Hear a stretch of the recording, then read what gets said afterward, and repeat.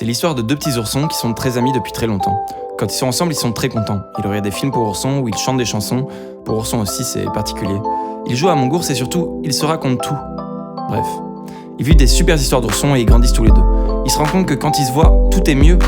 Ils habitent dans la capitale des oursons. C'est une grande ville sans vie avec plein de petites mines toutes tristes. Alors ils construisent leur sourire avec leurs souvenirs. C'est leur solution pour vivre dans cette ville pourrie. Mais il y en a un que les non-dits vont conduire à penser trop à son nombril d'ourson. Alors un jour, d'un coup, cette amitié arrête de marcher. C'est bête de voir ça, mais les oursons n'y arrivent plus. Alors ils capitulent, surtout par la faute de l'un, mais bon, ils sont mieux à s'aimer de loin, disons.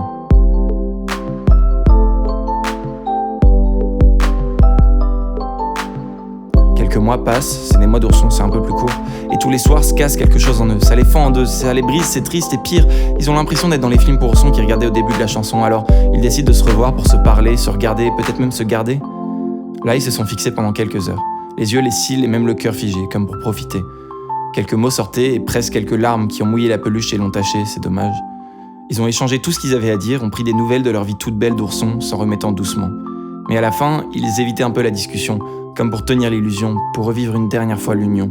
Leur bouche parlait toute seule et ils sentaient monter la douleur. Ça leur faisait mal de mentir, ils savaient que c'était trop à ressentir pour leur tout petit cœur. Ils avaient une envie folle de s'agripper par les bras, de se crier, de rester là, de supplier même, de se dire qu'ils s'aimaient, que ça allait déchirer, qu'ils iraient partout où ils voudront, quitte à en perdre leur petite patoune d'ourson.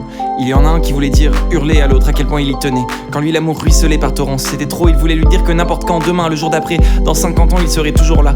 Il voulait rugir à y laisser sa voix, qu'il attendrait pour écouter ses chansons, que le manque le dévorait. Il voulait exploser, le prendre dans ses bras qu'il était prêt à s'arracher pour rester à ses côtés. Mais il comprenait. Il comprenait que c'était fini, que ça marchait pas. Et que même s'ils s'aimaient, ils devaient se quitter. Alors, il n'a rien dit et il a gardé tout ça enfoui sous ses poils tout doux et un peu humides de larmes. Puis l'autre ourson a dit à bientôt, et ils ont rigolé. Ils n'en ont pas parlé, mais ils savaient tous les deux que ces adieux éteindraient tous les feux.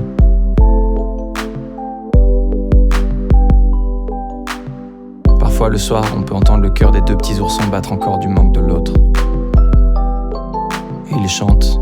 J'ai une petite bougie, comme celle que t'avais chez toi. Quand la flamme s'allume, tout brille.